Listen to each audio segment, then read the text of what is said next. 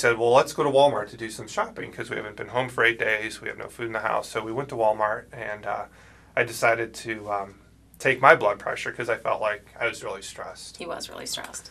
So my blood pressure was fine. Lo and behold, Markelle said, this morning I kind of felt a little, out of breath, taking some laundry upstairs. I think I'm going to take my blood pressure. And, well, needless to say, hers was through the roof. And I said, honey, we're going to put these things away, and we're going to go get it checked out.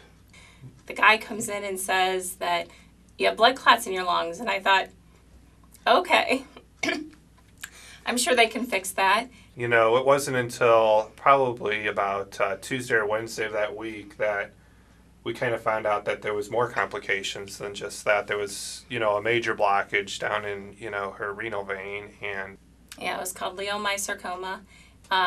There's only like 200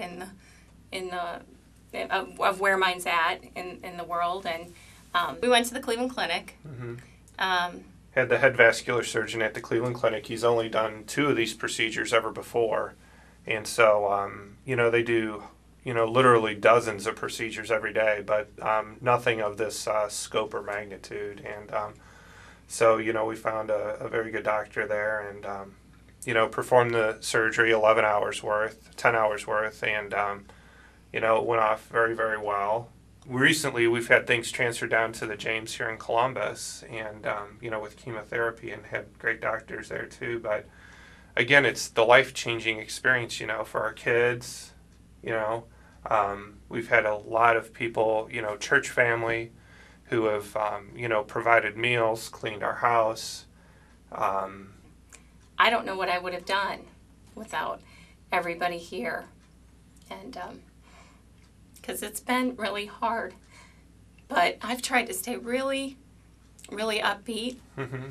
I try to give glory in every little detail that has happened, that God's brought. If it's a verse somebody gives me, or a book they send me, mm-hmm. or, it is just amazing how God has just spoken to us mm-hmm. the entire time. So, yes, it's been a little scary.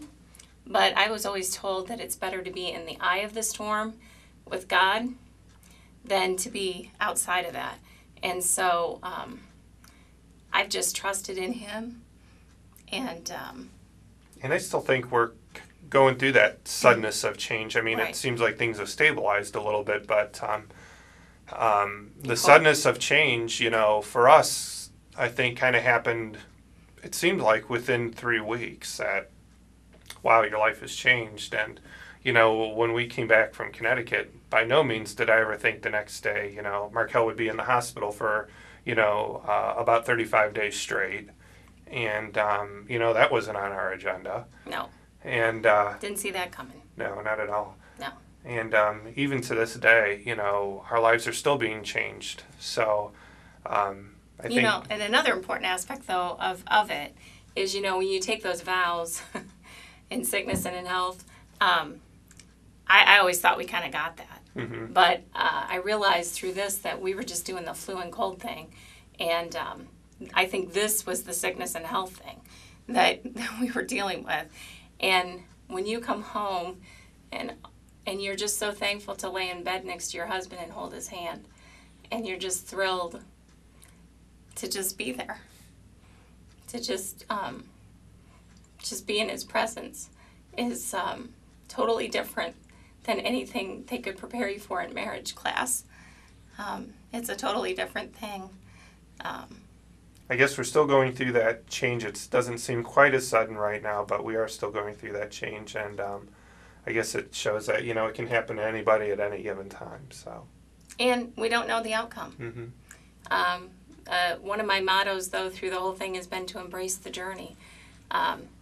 You can fight it, you can try to reason it, you can try to figure it out. But if you just sit back and say, okay, Lord, I'm just going to trust you. I don't know why this is all happening. And, I win either way.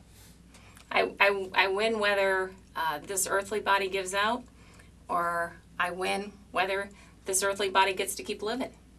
I win either way. The irony of all of this, my mom owned a hair salon for, 40 years? Mm-hmm.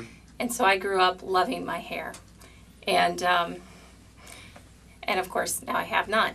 So somebody was talking about missionaries to Africa, and it was like God just poked me and was kind of laughing at what we kind of think. I used to pray all the time when I was growing up, and even in my young adult life, please, God, don't send me to Africa, because I couldn't do my hair there. And, you know, now it really doesn't matter. I could go. I'd have no problem. And so I just thought, you know, isn't it funny what we pray sometimes, what we're willing to do, what we're not willing to do, and how we expect God to answer those prayers.